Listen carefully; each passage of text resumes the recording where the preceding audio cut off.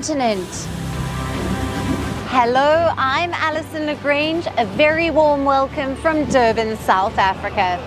We get you the news and the newsmakers from Africa. From elections to climate change to innovations and opportunities. As the world's attention shifts, we report from Africa, the heart of the global South. Join me every weekday live on Firstpost.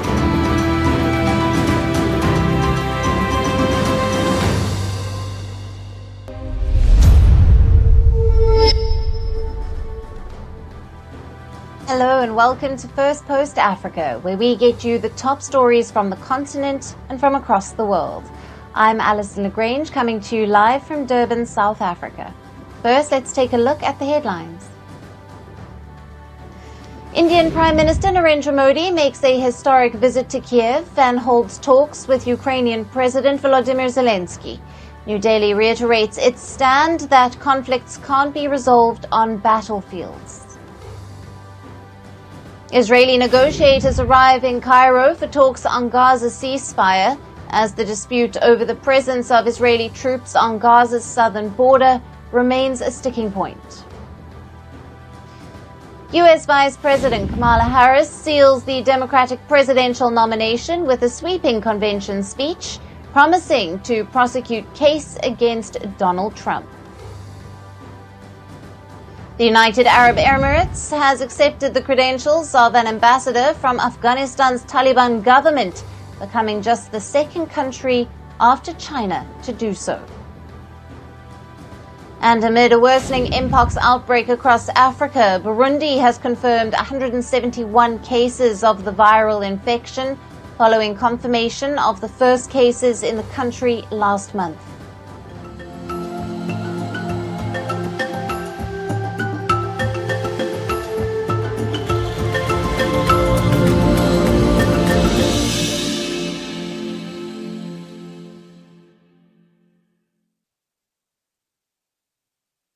Hello and welcome. We begin with a conflict between two of Africa's powerhouses. The long-standing rivalry between South Africa and Nigeria is intensifying. But the latest escalation has neither taken a diplomatic route nor a geopolitical one. It is through prank cab orders. Allow me to explain. People from South Africa and Nigeria have been engaged in an online battle in the form of Bolt for Bolt trend. They are ordering e-hailing rides on apps like Bolt and Uber in each other's countries, and then are cancelling orders once the driver arrives at the pickup location. This online rivalry reportedly began from South Africa and was labelled Request in Nigeria Challenge. Videos and screenshots emerged online showing South Africans ordering Bolt rides in Nigeria from their own country. The purpose was purely to cause frustration and financial loss for Nigerian drivers.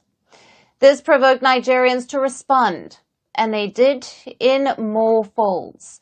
Hashtag Bolt for Bolt emerged in response, reflecting Nigeria's counter-challenge. Nigerians began ordering Bolt and Uber rides in South Africa in retaliation. They replicated the same disruptive tactics. Now, this triggered extreme Bolt surge pricing in Cape Town and Johannesburg, leaving many South Africans stranded due to unavailable and overly expensive rides. The digital war is reportedly linked to the controversy around Chidimma Adetshina, the former Miss South Africa pageant contestant who is now competing for Miss Universe Nigeria instead. She faced backlash, abuse and xenophobic attacks over a nationality dispute in South Africa and was questioned over her Nigerian heritage. South Africa's action and Nigeria's counteraction led to a further surge in the challenge. Citizens from both countries use social media to either show support or to express their dissatisfaction. Many describe this as an acute wastage of resources when fuel prices are constantly rising. Stuck in the middle of the rivalry, the technology ride-hailing company Bolt was significantly affected by the surge due to fake requests. In response, the company suspended several accounts and restricted inter-country ride requests.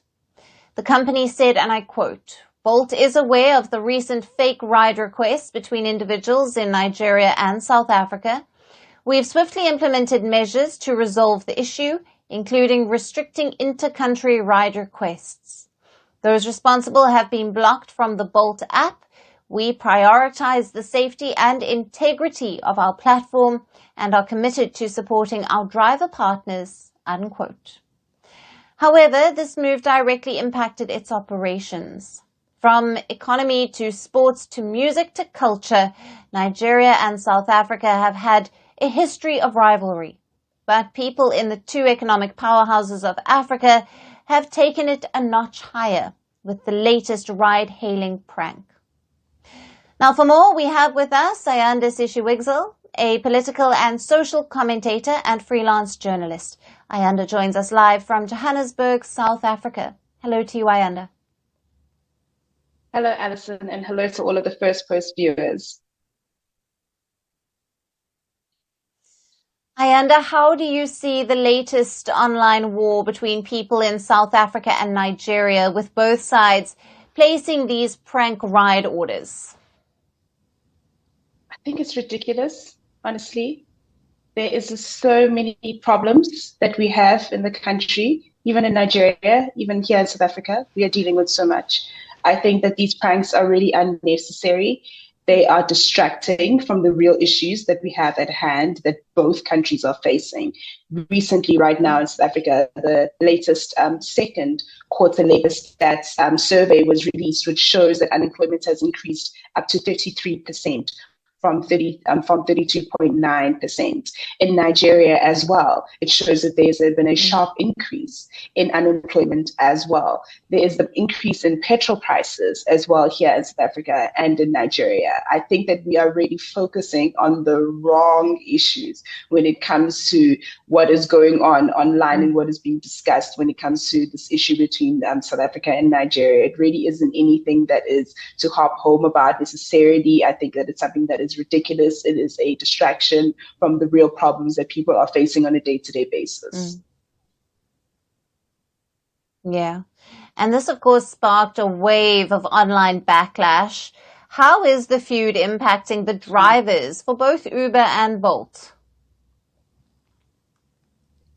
It really is impacting them in the worst way, because you need to understand that for people who are driving Uber and Bolt, the rules are different here on the African continent. So they are the judgments that have been coming out for Uber drivers and Bolt drivers and the different kinds of victories overseas. That impact hasn't necessarily been felt here on the African continent. And so with the high increase of petrol prices, people who are using e-riding services have really been having a difficult go of it. We also know that drivers have been having less customers come to use their services because of the high cost of petrol, the high levels of unemployment, which means that most people can't afford to use the e-hailing services that are available as is. What this prank actually did was put people out of work entirely, because you need to understand that people work in totals for the day. So, for example, if they want to make, for example, 7,000 rands a day, that would have been affected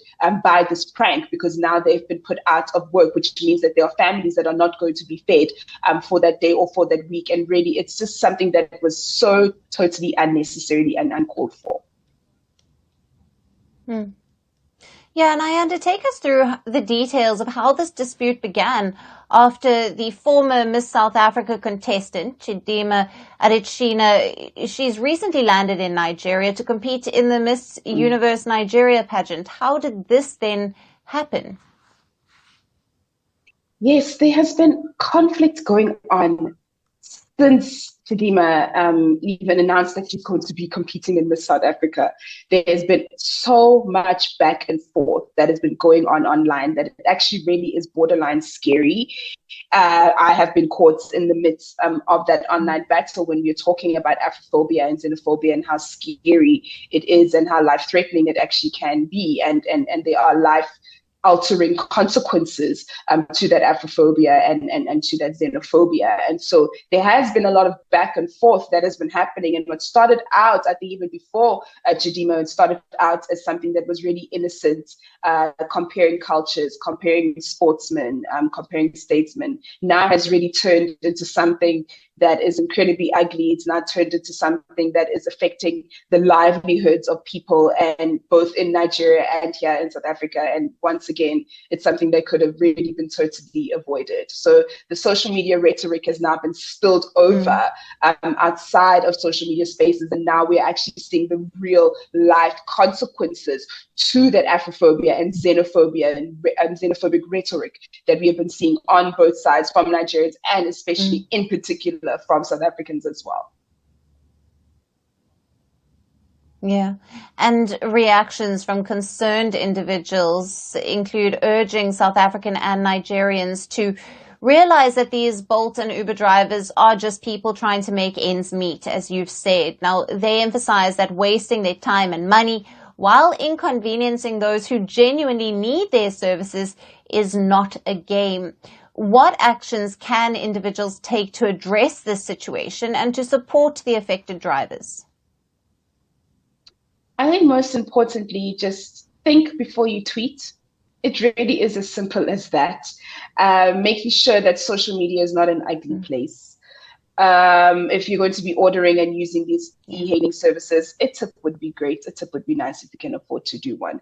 But most importantly, just realizing that this is not a diplomatic dispute. And I really want to just emphasize that there are not going to be, worldly consequences that are going to come. Ronald Lamula, who is the DIRCO minister, has re-emphasized that the relationship between South Africa and Nigeria has remained extremely cordial. And we have not heard anything from Mr. Bala, who is the Nigerian ambassador here to South Africa, or Ms. Tamim Senegu, who is the South African ambassador to Nigeria as well. So really, at the end of the day, it's just a matter of just people minding their own business and carrying on about their day and making sure that they don't spread any kind of hateful rhetoric on social media. It really would just make everybody's day go a little bit better, and let's just all act like the mature adults that we are on this earth.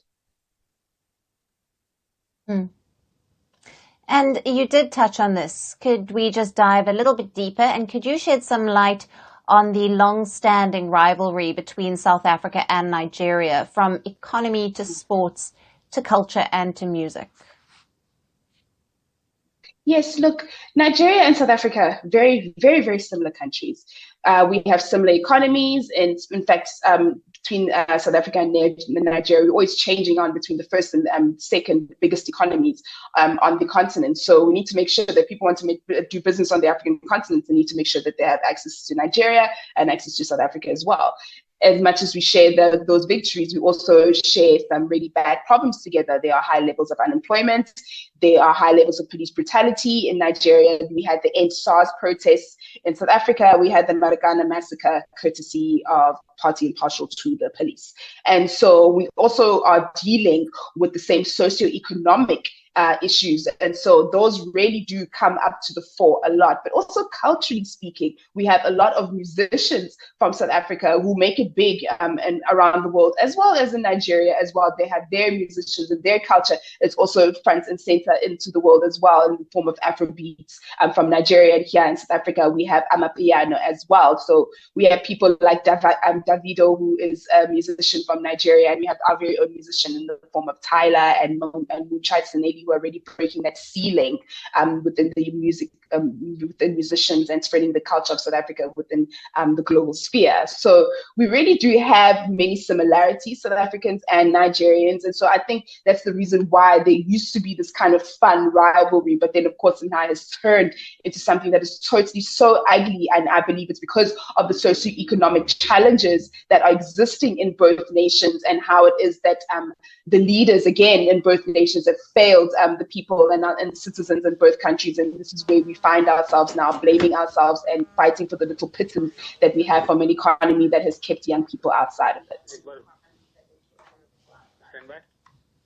Absolutely. And thank you very much for being with us on First Post. As always, it's great to speak with you. Absolute pleasure.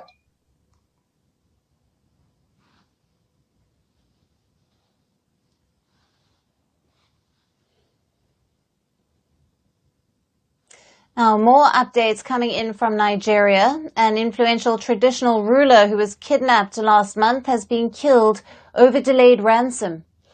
Izabawa, the monarch of the Sokoto state in northwest Nigeria, was shot dead by his captors on Tuesday. He, along with his son, were abducted on the 29th of July when they were traveling to their native town near the Niger state. Now, the bandits had given a deadline of Tuesday for the ransom payment and threatened to kill the 73-year-old if the money was not paid. Now, days ago, a video also surfaced where the monarch was pleading for release. He was killed while negotiations were ongoing to pay the ransom. As per his council members, the people had gone to the bandits' camp for the negotiations, but he was already killed by then. Now, the bandits have reportedly released the monarch's son after payment of 60 million naira, or over $38,000, and 5 motorcycles as ransom. Nigerian President Bola Tinubu has condemned the killing of the monarch. He described the act deeply disturbing and a heinous crime and said that it would not go without a decisive response. The president assured Nigerians that his administration was aggressively removing threats to ensure the security of the nation. However, the authorities have so far failed to tackle the spiraling kidnapping crisis that Nigeria has been facing for years. Though many cases go unrecorded, some reports suggest that more than 4,700 people have been abducted since President Tinubu took office in May last year. Various groups are involved in the kidnapping business in Nigeria, who operate nationwide, going after everyone from school children to families of traditional monarchs. Criminal gangs and bandits operating in several states in northwestern and central Nigeria have for years raided villages from their forest hideouts. They have killed and abducted residents as well as burned homes after looting them. While the north and northeast regions are also plagued by Islamic militants such as Boko Haram and the Islamic State. The biggest kidnapping incident was carried out by Boko Haram in 2014 when they abducted nearly 300 schoolgirls from the town of Chibok. Almost 100 of the captives still remain missing. Boko Haram terrorists also killed another traditional ruler in 2014 and also made a failed assassination attempt on another traditional ruler. Authorities have struggled to solve the crisis. In 2022, Nigeria passed a law that bans people from paying ransom for their kidnapped loved ones. Now, those who violate the law could be punished for at least 15 years. This was done in order to discourage kidnappings. However, the law has been widely condemned as insensitive and impractical. People say they have no trust in the authorities, as in most instances they have failed to respond timeously. Out of the desperation, many still resort to pool resources and money to pay the ransom. And police have also deployed anti-kidnap units, but the forests where the gangs hide are difficult to access and control. Some experts believe the country's economic crisis is driving an increase in kidnappings. The high rate of youth unemployment is believed to be a major reason why people are turning to crime for income. Young Nigerians are already frustrated with the rising cost of living and have taken to the streets demanding an end to bad governance. Failed action on the security crisis could further add to people's woes and worries for President Tinubu.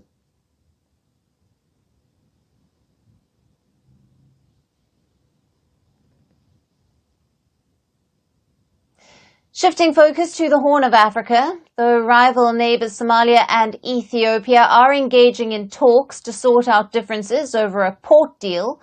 Tensions between the two nations appear to be escalating. The Somali government has threatened to suspend Ethiopian airline flights to Somalia, and this is due to concerns over Ethiopia's flights to Somaliland, Somalia's breakaway region that seeks independence. Somalia has called the destination to Somaliland served by the Ethiopian Airlines a violation of its sovereignty. Ethiopian Airlines flies to Somaliland's capital of Hargeisa, as well as to Somalia's capital of Mogadishu and 4 Somalian provincial cities. In a statement, the Somali Civil Aviation Authority said that state-owned Ethiopian Airlines had not addressed the previous complaints on Somalia's sovereignty issues.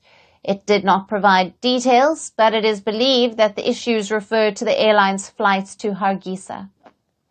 The statement mentions that instead of addressing Somalia's sovereignty issues, Ethiopian Airlines has made adjustments to its flight operations by removing references to Somali destinations and retaining only airport codes.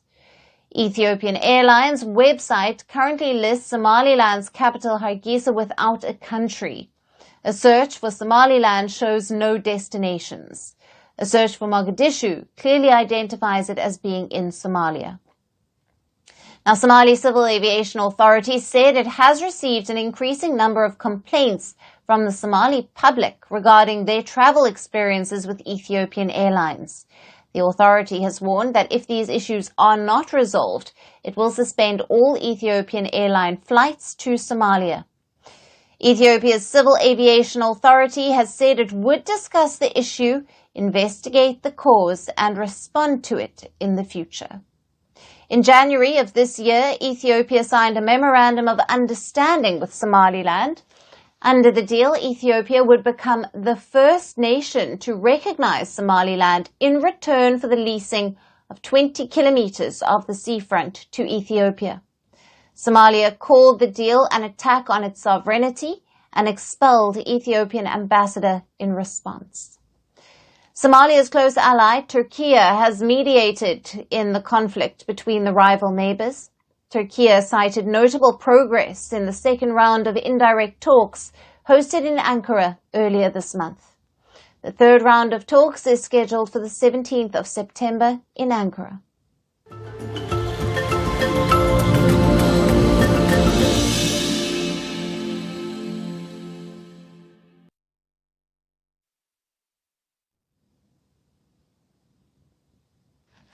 And finally, to our special segment, Resurgent Africa.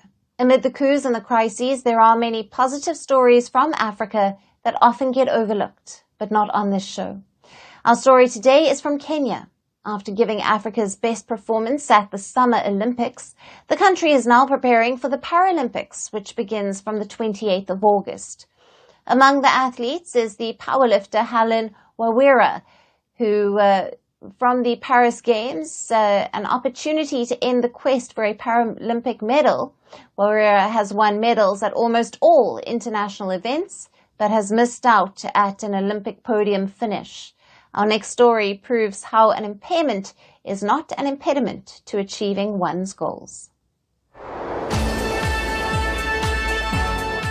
At the 2024 Paris Olympics, Kenya reinforced itself as Africa's sports powerhouse. The country clinched 11 medals and topped the African tally, just like the last two Olympics. And Kenya now eyes success at the upcoming Paralympics. 14 Kenyan athletes will take part in the Games, which start from August 28th. Among these athletes is the veteran powerlifter Helen Wawira Kariuki. Wawira is all set for her second appearance at the Paralympic Games, representing her nation in the 41 kg category. The 32-year-old has claimed medals at almost all major international events, be it the World Cup, the World Powerlifting Championships, the Commonwealth Games, or the African Games. The only medal missing from her collection is the Paralympics. Her quest continues in the French capital as she hopes to achieve more laurels for her nation. I am competing on September 4th and I am hoping to win any medal, so I can say I'm hoping for the best because anything can happen and you never know, so I'm hoping for the best. Wawira suffers from an impairment called spina bifida. It's a birth defect that occurs when the spine and spinal cord don't form properly. Due to the defect, she has been confined to a wheelchair, but she has proven that an impairment is not inability, as she has not let the condition stop her from achieving success. I was born with a condition known as spinal bifida. I started powerlifting in 2015 after a powerlifter introduced me to it, and my journey so far has been good. I have benefited from powerlifting because I have been able to compete in a number of competitions. Nimeenda competition mingi. Wawira's journey in sports did not begin with weightlifting. Since her high school days, she competed in wheelchair racing. It was only in 2015 that she forayed into powerlifting. She was pushed into the sport by a fellow powerlifter, and since then, she has not looked back. She not only embraced the sport, but also excelled in it. In her first World Cup itself, she bagged a bronze medal. She then went on to compete in 5 more powerlifting World Cups, 3 World Powerlifting Championships, 2 Commonwealth Games and 1 African Games. She has won 7 medals, including 3 gold, in her international career so far. But achieving this success was not easy. Wawira started her training at a makeshift gym as she didn't have access to modern facilities. She used to walk on crutches for a kilometer to reach the gym and also faced financial troubles. But all these efforts have paid off and she has now become a symbol of courage. Wawira says powerlifting has lifted her from depending on others. So far as a woman powerlifter, the sport has helped me to have courage which I did not have before. Having made her country proud, her facilities have now improved. She has pushed back on the notion that European athletes have financial advantage. However, her coach doesn't share the view. He says athletes like Wawira still depend on side hustles. Wale advantage wako nayo. The advantage that the other competitors have over us is that for them, they can depend on the sport, they train and compete. As for Helen and I, we have to have side hustles so we are able to sustain our living. Sometimes we are going to hustle. Despite the obstacles, she's all set for another victory. With just days left for the games to start, she has now ramped up her training. In the 2020 Tokyo Paralympics, she finished 5th overall with a lift of 93 kgs. For Paris, she's targeting to bench press 100 kgs. Her personal best was 98 kgs, which won her a gold in the 2022 World Cup. Wawira hopes to break her record and end the wait of standing on the Paralympic podium. Her goals, however, do not end there. Wawira has dreams for the future too. She aspires to create a foundation after retirement that would nurture talents who live with impairments. I do not know if it can be a role model to others, but I believe maybe there's someone out there who looks up to me and aspires to do what I do. As Wawira prepares to lift her dreams at the Paralympics, she's already a winner, donning the medal of courage and positivity. And that's it on this Friday edition of the show. We will see you again at the same time on Monday. Thank you for watching and goodbye.